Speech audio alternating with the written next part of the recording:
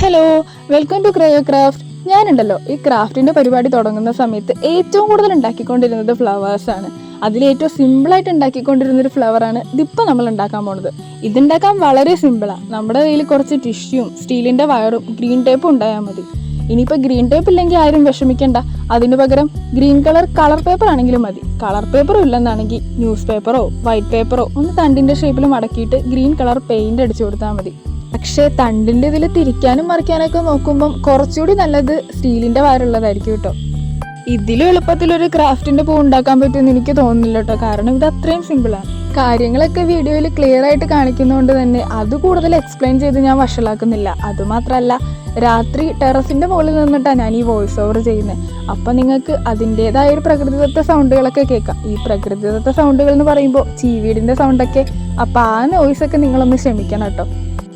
ഈ ഒരു simple flower ഉണ്ടാക്കുന്ന വീഡിയോ നിങ്ങൾക്ക് ഇഷ്ടപ്പെടണമെന്നുണ്ടെങ്കിൽ വീഡിയോയ്ക്ക് ലൈക്കും കമൻറ്റും സബ്സ്ക്രൈബും ചെയ്യാൻ മറക്കല്ലോ കേട്ടോ. അതുമാത്രമല്ല, ഈ ഫ്ലവർ എല്ലാവരും ഉണ്ടാക്കി നോക്കുകയും ചെയ്യണം. അപ്പോൾ നെക്സ്റ്റ് വീഡിയോയിൽ കാണുന്നത് വരെ ഓക്കെ, ബൈ ബൈ.